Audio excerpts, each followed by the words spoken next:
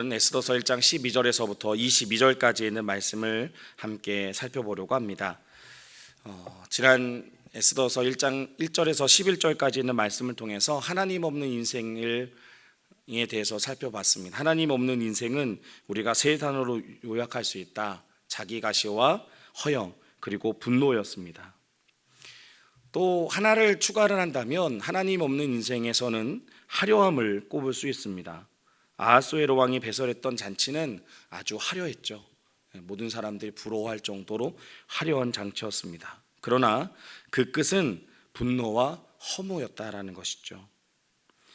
이렇게 하나님이 없는 인생이 왜 자기가시, 허영, 분노로 끝날 수밖에 없을까요? 그것은 그 중심에 그 삶의 중심이 없기 때문입니다. 어렸을 때 캠퍼스로 도화지에 원을 그려보셨습니까?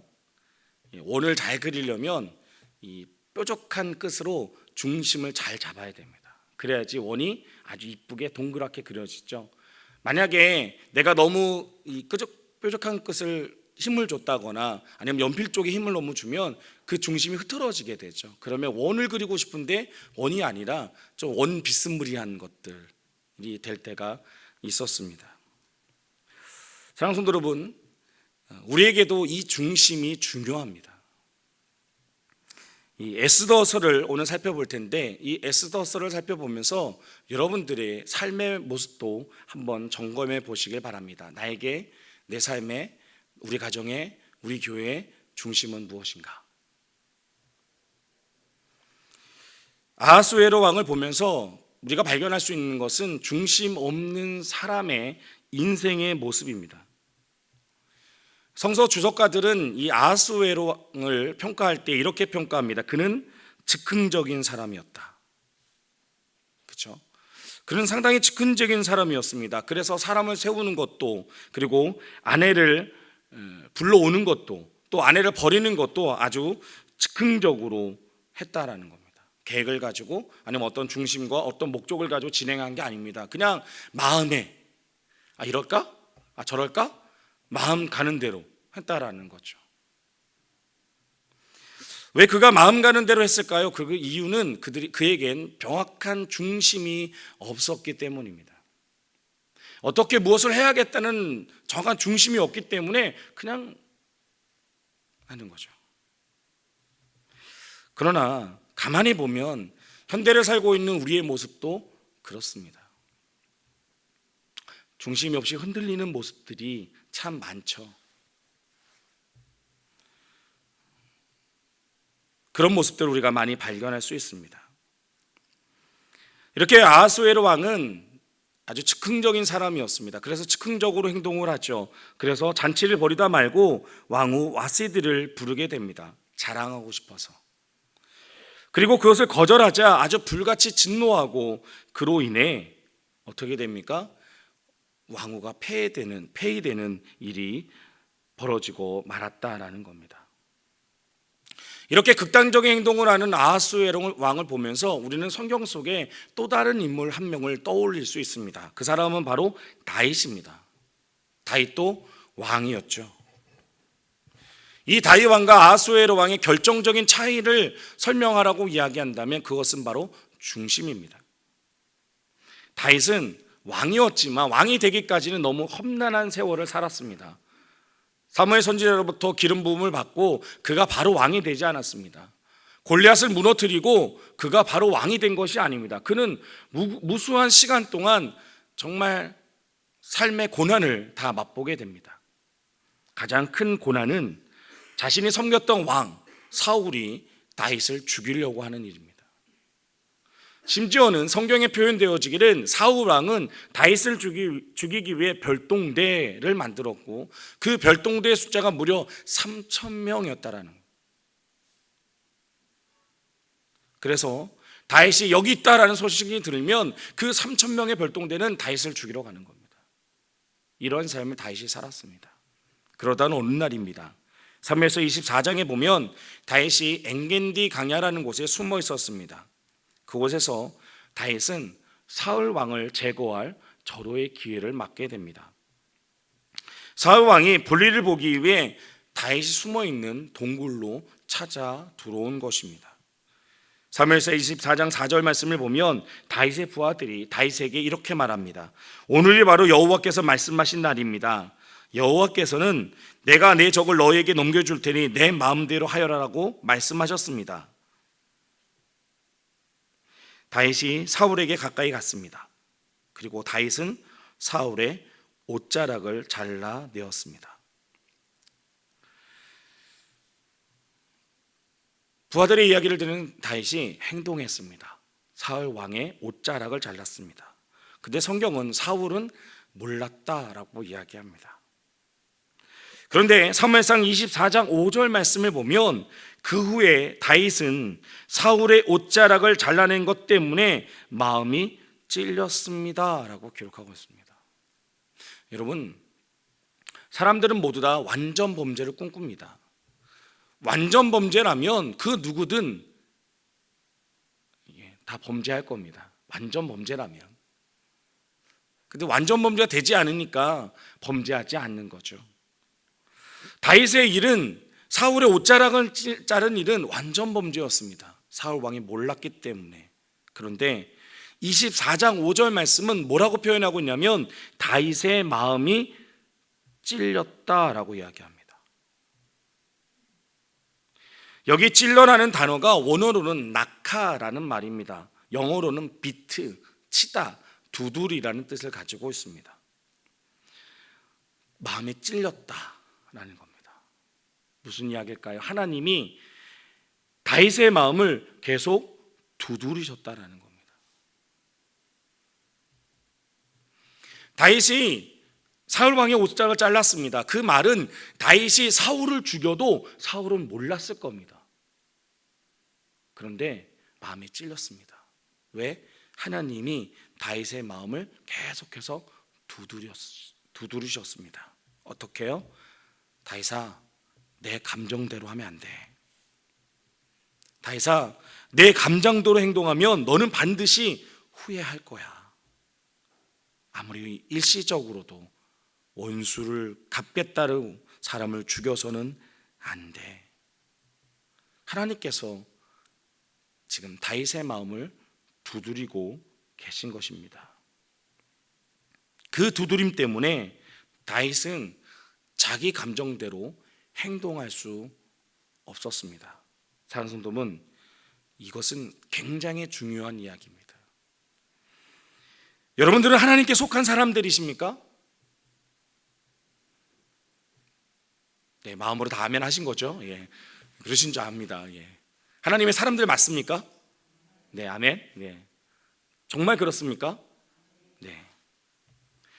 하나님의 사람이라면 이 땅을 살아가는 동안 다윗에게 있었던 하나님의 두드리심이 반드시 여러분들에게도 있어야 합니다.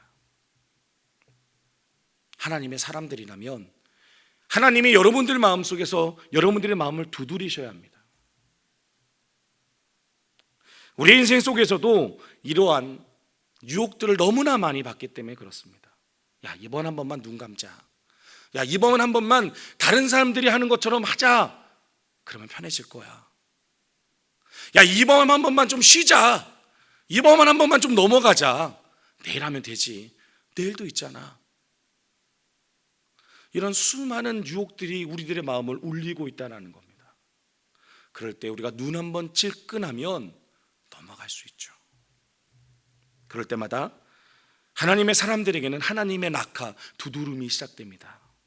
야, 내가 정답을 잘 알잖아. 어떻게 하는 게 옳은 거니? 어떻게 하는 게 맞아? 알지? 장성도 여러분, 하나님의 사람들에게는 하나님의 마음에 두드림이 있다는 겁니다.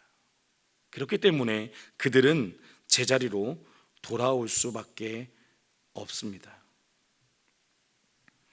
세상은 아하수에로 왕과 같이 삽니다. 자기 감정에 충실하게 살죠. 자기 감정대로 행동하며 삽니다. 그것이 정답이고 그것이 진리인 것처럼 살아갑니다.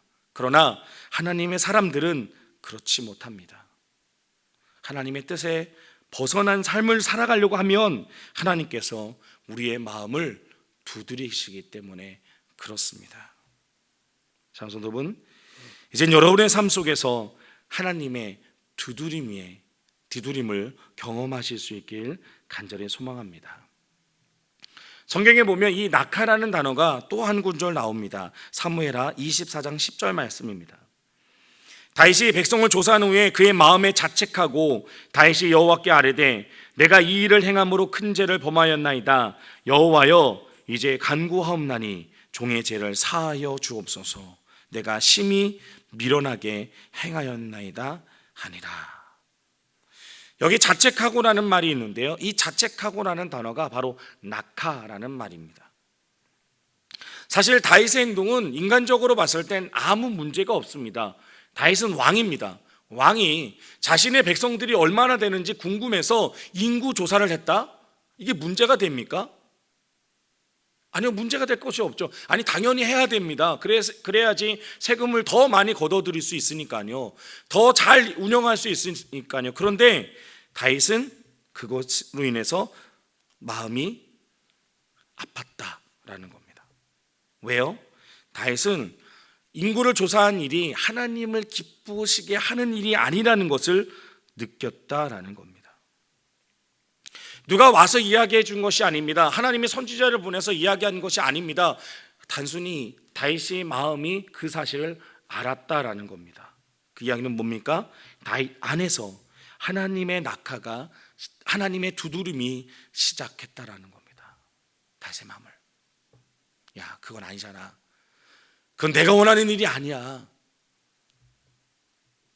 장성도 여러분, 우리가 하나님의 사람들이라면 우리의 마음속에 하나님의 두드림이 회복되어질 수 있게 소망합니다.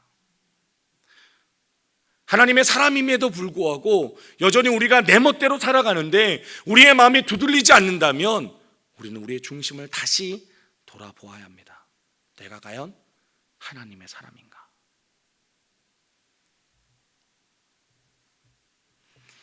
하버드 대학의 뇌전문가 학자인 질 테일러 박사가 쓴 글이 있습니다. 뭐라고 이야기하냐면 그는 부정적 감정의 수명은 90초다라는 글을 썼습니다. 우리 마음속에 부정적인 생각이 드는데 그 부정적인 생각은 90초가 지나고 나면 소멸한답니다. 자동적으로. 막 분노가 치밀어 오릅니다. 그런데 그 분노가 90초를 지속해서 가지는 않습니다. 90초가 지나고 나면 사라진다는 겁니다. 내가 미움의 감정이 생깁니다. 그런데 그 미움의 감정은 90초가 지나고 나면 사라진다는 겁니다. 그게 맞다. 근데 사랑하는 성도는 어떻습니까? 분노는 우리들 가운데 여전히 있다라는 겁니다. 그 이야기는 우리 스스로 90초마다 분노를 만들어낸다라는 겁니다. 이 아하수에로 왕이 그랬습니다. 분명 90초만 분노가 지속되는데 이 아하수에로 왕은 그 분노가 지속되어서 자신의 아내를 폐위시키는 어처구니 없는 일을 하고 말았다라는 겁니다. 결정적 이유는 그의 가운데는, 그의 중심에는 하나님의 두드림이 없었기 때문입니다. 이와 같이 하나님이 없는, 하나님을 중심에 두지 않는 사람들의 세 가지의 특징을, 결함들을 살펴보려고 합니다. 첫 번째는 하나님의 통제에 없는 인생은 결정적 결함은 책임을 전가합니다. 남에게 책임을 떠넘긴다라는 거죠. 한번 이 사건을 우리가 좀 자세히 다시 한번 들여다보면 이 아하수에로 왕이 왕후 와스디에게 격분하고 분노하고 있는데 냉정히 말하면 잘못은 누구에게 있습니까? 와스디 왕후인가요? 아니요, 아하수에로 왕에게 있었다는 겁니다. 애초에 이런 일이 생기지 않도록 원인을 제공하지 않았다면 잘 살았을 겁니다. 그렇죠? 그런데 갑자기 이 왕이 아내를 자랑하고 싶은 겁니다. 그 이야기는 뭡니까? 왕이 아내를 아내로 인정한 것이 아니라 단순히 자랑하고 싶은 물건으로 취급했다는 겁니다. 물건으로 취급하니까 이걸 보여주고 싶은 겁니다. 다른 사람들에게. 그러니까 즉흥적으로 왕후를 와라라고 이야기를 했다는 거죠. 그렇기 때문에 문제의 시작은 왕에게 있었던 것이 아니라 왕에게 있었다라는 겁니다. 그러나 왕은, 아하스웨로 왕은 그 문제의 중심을 누구에게 두고 있습니까? 왕후에게 두고 있다라는 거죠. 이것이 바로 하나님 없는 사람의 강력한 특징입니다. 아담의 이야기를 우리가 잘 보면 알 수 있습니다. 아담이요, 창세기 2장 23절에 보면 이렇게 고백합니다. 자기 아내를 통해 이는 내 뼈 중에 뼈요 살 중에 살이라고 고백합니다. 하나님과 아주 관계가 좋을 때 하나님, 아내는 그죠? 최고입니다, 이렇게 이야기했죠. 그런데 하나님과의 관계가 깨지고 나니까 뭐라고 이야기합니까? 창세기 3장 12절 말씀에 보면 아담이 이르되 하나님이 주셔서 나와 함께 있게 하신 여자 그가 그 나무 열매를 내게 주므로 내가 먹었나이다. 하나님, 당신과 나의 관계가 깨어진 것은 내 잘못이 아닙니다. 하나님, 당신 잘못입니다. 왜 아내를 나한테 줘서 이런 하나님과의 관계가 깨어진 일을 만드셨습니까? 이렇게 얘기하는 거죠. 사랑하는 여러분, 아담은 하나님께 그 잘못을 돌리는 것이 아니라 아담은 이렇게 했어야 합니다. 하나님, 용서하십시오. 내가 너무 어리석었네요. 한 번만 용서해 주세요. 내가 정말 잘못했습니다. 이제 안 먹을게요. 그랬다면 어떻게 됐을까요? 성경의 역사가 달라졌을 겁니다. 하나님이 용서하지 않으셨을까요? 전 용서했을 거라고 생각합니다. 하나님의 통제가 없는 인생, 두 번째는 대화하지 않는다는 것입니다. 자신의 요구에 분응하는 아내 때문에 화가 난 아하스웨로 왕, 그는 어떻게 합니까? 에스더 1장 13절 말씀에 보면 왕이 사례를 아는 현자들에게 묻되라고 이야기합니다. 사랑하는 여러분, 지금 문제는 국가적으로 또는 정치적으로 사회적인 문제입니까? 아주 대단히 큰 문제가 지금 난 겁니까? 지금 지진이 나가지고 아주 큰 이야기들, 지혜들을 모아야 될 때인가요? 아니요. 지극히 다분히 부부적인 문제입니다. 그죠? 왕과 왕후 두 사람의 문제라는 겁니다. 그런데 지금 이 부부 사이에 일어난 문제를 어떻게 합니까? 많은 사람들을 불러 모아서 해결하려고 했다라는 겁니다. 그 이야기는 이 둘 사이에는 대화가 없었다라는 겁니다. 하나님의 통제가 없는 인생, 하나님을 중심에 받아들이고 있지 않는 인생은 대화가 없습니다. 에스더서 4장에 보면 에스더와 모르드게가 의견이 갈라지는 일이 발생을 합니다. 그때 에스더는 이렇게 이야기합니다. 4장 5절입니다. 에스더는 왕이 자기를 돌보라고 보낸 내시 가운데 한 사람인 하닥을 불러 모르드게에게 무슨 일이 어떻게 일어났는지 알아보게 했습니다 라고 이야기합니다. 뭡니까? 에스더는 둘 사이에 사이간이 벌어진 겁니다. 그때 그 문제를 어떻게 해결하고 있냐면 사람을 보내서 대화를 시도하는 겁니다. 왜 문제가 일어났지? 뭐가 문제지? 대화를 시도했다라는 겁니다. 그리고 그것이 그 문제를 해결하게 했습니다. 하나님의 중심에 있는 사람과 없는 사람의 차이점은 대화를 하느냐 하지 않느냐의 문제다라는 겁니다. 마지막 하나님의 통제에 없는 인생의 결함은 바로 고집불통입니다. 에스더서 1장 14절 말씀에 보면 그때 왕에게 가까이 하여 왕의 기색을 살피며 라고 이야기합니다. 왕의 현자들에게 질문을 합니다. 어떻게 합니까? 이 문제를. 그런데 우리가 놓쳤던 구절은 그들이 왕의 기색을 살폈다라는 겁니다. 현자들이 왕에게 정답을 이야기해 주신 것이 아닙니다. 정말 책을 찾아서 사례를 봐서 이럴 땐 이렇게 했습니다라고 제시한 게 아닙니다. 어떻게 했다고요? 왕의 기색을 살폈다. 그 말은 뭡니까? 왕의 눈치를 봤다. 다시 말하면 그들이 왕에게 왕이요, 그 왕후를 폐위시켜야 합니다라는 대답을 할 수 있게끔 했다라는 겁니다. 만약 현자들이 옳은 이야기를 했다면 왕은 현자들까지 죽였을지도 모릅니다. 그따위 말을 해? 그럼 다 죽였을지도 모르죠. 그렇기 때문에 현자들이 선택할 수 있는 것은 이미 왕이 마음으로 정해놓은 아내를 버리기로 한 결심을 따를 수밖에 없었다라는 겁니다. 이것이 바로 하나님이 없는 인생의 모습입니다. 다시 말하면 고집불통. 아하스웨랑은 이미 모든 것을 자기의 뜻대로 해놓았습니다. 그리고 그 뜻대로 하기 위한 구실로 현자들을 불러 모았다라는 겁니다. 그리고 그들에게 묻는 겁니다. 어떻게 할까요?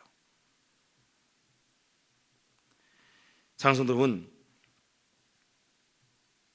인생에 있어서 문제는 다른 사람에게 있는 것이 아닙니다. 바로 나에게 있습니다. 나의 굳은 마음, 나의 고집불통 모습. 그 고집불통 모습들이 하나님의 두드림을 듣지 못하게 합니다. 하나님의 뜻을 쫓아 살아가지 못하도록 합니다. 그리고 내 입맛에 맞는 것만 선택하고 내 입맛에 원하는 것들만을 선택하고 그대로 살아가게 한다라는 겁니다. 장성 두 분, 오늘 우리는 아하스웨로 왕의 모습을 통해 하나님이 없는 세 가지의 모습을 살펴보았습니다. 책임을 떠넘기고 대화를 회피하고 또 마음을 바꾸려고 하지 않는 모습이 혹 우리의 모습은 아닙니까? 사랑하는 하나님의 자녀들의 모습들 속에 하나님의 두드림이 있는 것이 아니라 고집불통 같은 돌덩이가 우리들의 마음을 가득 채우고 있는 것은 아닙니까? 오늘 이 밤에 하나님의 음성을 들을 수 있길 간절히 소망합니다. 내 마음을 내려놓고 내 생각을 내려놓고 내 뜻을 내려놓고 하나님의 음성을 들으시길 바랍니다. 하나님의 그리고 두드림에 응답하고 반응하는 우리 피그림교회 성도님들이 되시길 간절히 소망합니다. 기도하겠습니다. 사랑의 하나님, 감사합니다. 우리를 하나님의 자녀들로 불러주심을 감사합니다. 우리를 하나님의 백성으로 삼아주심을 감사합니다. 하나님, 이제는 우리가 하나님의 백성이 되었기에 이제는 하나님의 두드림에 반응하게 하여 주시옵소서. 내 마음대로 살고 내 멋대로 살고 내 뜻대로 살아가는 것이 아니라 온전하신 하나님의 뜻에 반응하며 하나님의 마음에 합한, 하나님의 음성에 합한 하나님의 거룩한 자녀들이 되게 하여 주시옵소서. 오늘 이 시간 우리를 받아주시길 소망합니다. 오늘 이 시간 우리가 마음을 다하고 뜻을 다하고 정성을 다하여 하나님께만 집중하길 소망합니다. 하나님, 우리를 받아 주시옵소서. 함께 하실 것을 믿으며 예수님의 이름으로 기도합니다.